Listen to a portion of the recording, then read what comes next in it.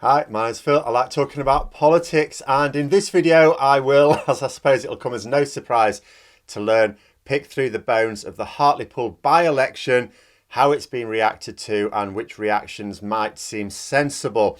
But first, if you'd like to be notified of daily news and politics, please subscribe to the channel and click the bell notification icon. I mean, there's so many things I could talk for probably for hours on this, but I'm going to try and focus on key points. I mean, the nature of a first past the post winner takes all election is that it's very binary. You have one winner and everyone else gets nothing. There are no shades of grey in terms of the results. And, it makes no difference whether you lose by 10,000 votes or one vote. If you lose, you get nothing. And ahead of an election, you also have a lot of people, me included, with particular political views on something.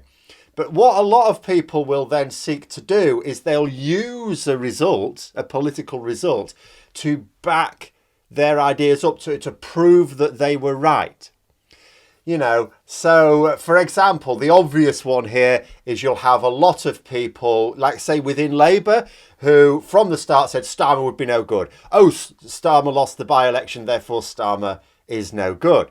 And it's like, yeah, but you supported Corbyn and he lost dozens. But that was because of the media. Oh, right, yeah, because the media was supporting Starmer, were they?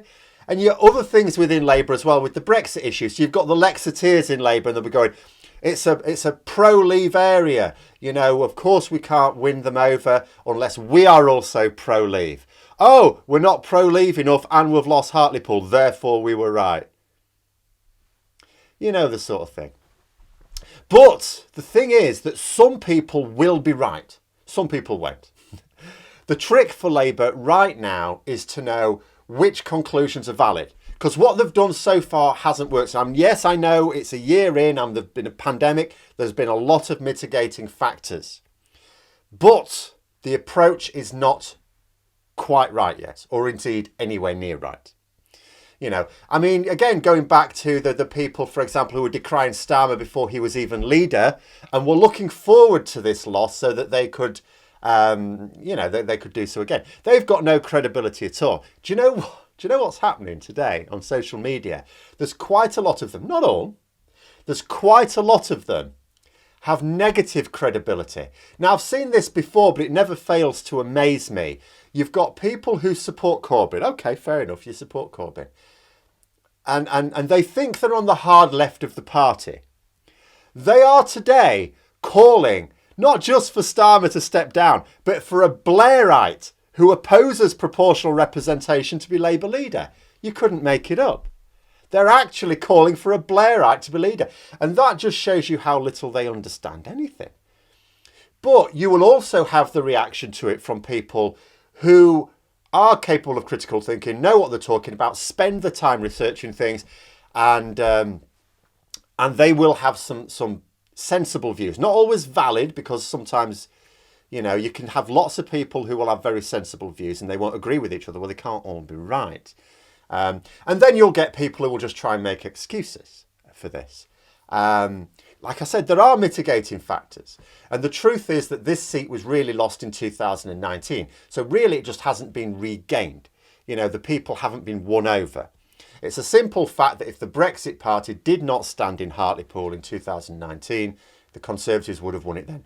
And another 20 Labour seats as well. It would have, if 2019 was a bloodbath, I don't even know what you would call it. It would be like the apocalypse for Labour 2019. But we certainly wouldn't be having this discussion now because there wouldn't have been a by-election.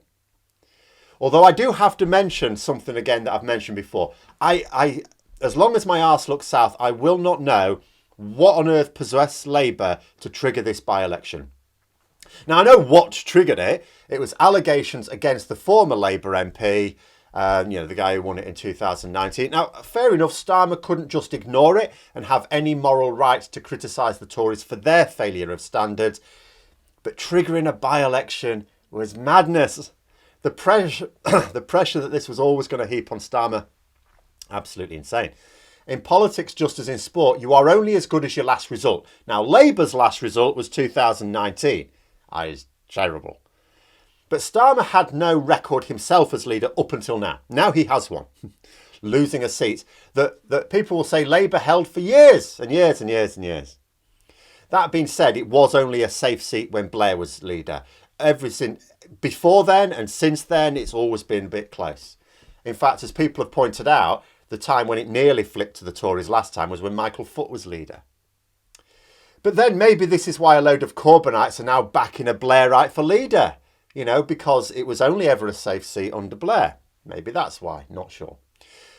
What Labour should have done, and I can't know that they didn't try, but it's not the impression I get, was, you take action against the MP, you withdraw the whip, but you privately just say to them, look, don't step down, stand as an independent. Do the party a favour. That way, Labour take their stand, but they don't give the Tories an easy win. But anyway, done now. On to the results. Now, what you can see from the results is, being a by-election, you don't get as many people turn up to a by-election. Neither Labour nor the Conservatives really got as many as they in 2019. Now, technically, you'll say, well, actually, no, the Conservative candidate got more than the Conservative candidate in 2019. Yeah, but I'm taking into account their likely share of the Brexit Party vote. But what is clear is that Labour got way fewer votes than in 2019. Way fewer. Not just some fewer that takes account of the fact, well, it's a by-election. People aren't all that bothered about by-elections. Slashed in half. The results, however, do not show a switch from Labour to the Conservatives. That's not what's happened here. What they show is thousands of Labour supporters didn't bother to turn up at the polling station at all. Had they done so, the Labour could still have won it. Now, voting for most people is not a major hassle. Has to be said, there are some people for whom it is, but most people it's not. And if it is, you could get postal voting. That's not difficult either. But if you don't have postal vote, I've moved recently and I'd forgotten to sort that out, so I went myself. You can go between 7 a.m. and 10 p.m. It won't be very far away. So as long as you're fit and healthy, you'll be able to get there very easily, very quickly. I went first thing on Thursday, so I didn't have to queue. But it's open for 15 hours. So working full-time or your college all day or something like that, you can get there. People couldn't be bothered. And why would they? See, the Tories were offering the people of Hartlepool something. Yes, it was lies. What they're going to bring them is ruin. But they were offering something. What were Labour doing? They were calling out Tory lies, sure, but it was reminiscent for me of the Brexit referendum. In the aftermath of that other British political disaster, people pointed out that the Remain camp spent all their time pointing out Leave lies, but no time at all saying how great being in the EU actually was. As a result, they allowed people to be ignorant of the benefits of membership, because people wouldn't know. We'd been in the EU for so long. People didn't actually know what was a benefit of being in the EU or what was just a benefit of being part of the UK. So people were allowed to imagine that the benefits of membership would be retained after Brexit. Isn't this the same thing? Yes, it's important to call out Tory lies. They are lying and they have to carry that on. But they also need to tell people what a Labour vote will get them. Because people ultimately are fairly selfish. Even people who vote Labour are selfish. What they want to know is, what do I get? I'm gonna walk 5-10 minutes down a road and get a pencil and put a cross in a box. What am I going to get out of it? Talking about investment in the NHS, education, the police, and so on, are genuine benefits of voting for Labour. But the Conservatives cut funding in these areas, but they promise to boost them up, make them better. They're being believed. They're making an offer. Now, at the start, I said that there will be any number of people who will draw conclusions from this result and be calling for change. Some of them are morons, and clearly so. But some of them will actually base their conclusions on firm evidence. But not all of them are in agreement with each other. And you can read what each of them say, and even to a critical eye, it looks compelling. You look at this, you go, oh yeah, like some guy was showing, for example, that Hartlepool is part of a wider trend. Where you've got more than 50% home ownership in an area, tends to go Conservative. That's been happening over some time now. Nothing to do with Starmer, not even anything to do with Corbyn. That's been going on for a while now. In Hartlepool, they've just triggered that. They've just gone over that point. The 50. So it's the sort of thing where you look at that trend, you go, oh, well, this is the sort of thing that's inevitable. Doesn't mean you can't win, but it is something to take account of. But the thing is, lots of different people will look at different stats and draw their conclusions. They can't all be right. So how to know what Labour should do? Because you can read any number of these compelling arguments, but you can't do all of them. I think there are two things we can say for certain though. One, Labour do have to change something. This isn't, although there are the mitigating circumstances, and I've talked plenty about them in other videos as well, that doesn't mean to say that steady as she goes, the long-term plan will work. Yes, Starmer has a long-term plan, and you do not disrupt a long-term plan because of a short-term hiccup. But the reason for the margin of this loss was because of a failure to enthuse Labour voters, like Corbyn before him. Starmer has not inspired people to actually go out and vote. It's the same as before. Sure, a by-election is a different beast. During a general election, people know that their vote can change the government.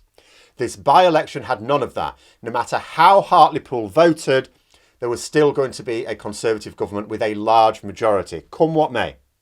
In fact, it could be argued that there was a sense from Labour voters of, well, it doesn't make any difference to the government, so why bother? And from ones who were minded to vote for the Conservatives, well, if we vote Tory, we might get some of that Tory cash coming our way because goodness knows they're only giving it to Tory areas. But that being said, the Conservative figures were not awesome. They'd have actually got more. If the Brexit Party didn't stand in 2019, they would have had more in 2019 than they got this time round. So we didn't see a mad rush of people inspired by the Conservatives' offer either. If anything, they got fewer. What we were seeing was a town that still hadn't seen how damaging their Brexit vote was, sticking to the side that supported their referendum choice. There's nothing in the results that says that Hartlepool was unwinnable. Labour have to inspire. Yes, Starmer has not the charisma to do it through force of personality. I've said that many times. It's a huge downside. But it's not like there's anyone who actually does have charisma waiting in the wings. In fact, there's nobody waiting in the wings. Let's say Starmer did resign, which would be ludicrous on all levels. Who the hell is there? There's no one. Nobody. With Starmer, there is some chance that Labour can cobble together an alliance for the next election and kick the Tories out. Because that has to be an element of winning in the next actual general election, working with other parties. Got to be.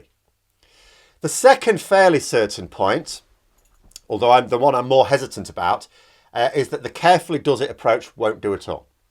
Labour need a radical reform strategy. Now, there are people who call for this all the time.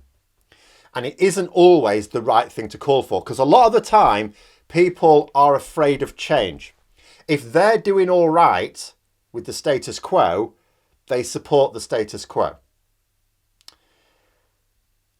But there are times when people will risk change because the situation now is so bad. The country is failing right now. I don't just mean politically, because most people don't actually see that. It's failing economically. That is evident. It's failing socially. That is evident.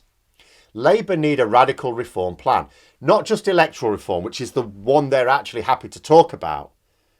That's really important, but that doesn't excite the voting public. It's really important for the integrity of politics going forward, but it's not going to get enough votes in as yet. It's not inspiring the public. So Labour need an ambitious programme, but here's the trick. Corbyn had an ambitious programme, albeit one that was focused on redistribution, not actual reform, but still an ambitious programme. But people didn't believe it could be delivered. So that ambitious programme has to also be credible. And that is the trick, and there's no easy answer to that. It's all right saying, oh, Labour need this radical reform plan. Yes, they do. It's not as easy as just doing that. But it is absolutely the key. Surely. And also, when I talked about you've got lots of people basing their conclusions on actual evidence, at the moment, they're in alignment. The sensible people, independent economists, as well as political analysts and so on, are in agreement that Labour do need something radical, a radical offer. There are times when they won't always be in agreement on that. Right now there are. So you can say this is what they need. Labour can't make the same mistake Remainers did in 2016 because it's too easy to focus on trying to expose the lies of the other side. Look, yes, I know the Tories are promising you this, but they're lying. You won't get it. You didn't get it last time. You didn't get it the time before. Do you know what? People are still going to vote for it. You know, there will be lots of lies. You could spend all your time exposing the lies. But what recent times have surely proven is that people will vote for earth-shattering change when it's needed. You know, the fear of the status quo at the moment in this country is greater than the fear of voting for something that makes it worse. That's the fact. Voting to leave the EU would have been quite scary for a lot of people, but people did it multiple times effectively. People are voting for change. So far, it's destructive change. But they know we need change, or they fear the situation now more than change, like I said. And they're willing to vote for change. So there's no point in Labour just going, well, we'll be the steady as she goes party. People don't want steady as she goes. Steady as she goes is we seem to be pointed at an iceberg. Can we not point at the iceberg? You know, even if that means moving towards the 6 icebergs, well, at least it's not pointing to the thing we're looking at. You know, so they need to be able to offer that change. As far as I can see, it can't be put simpler than that.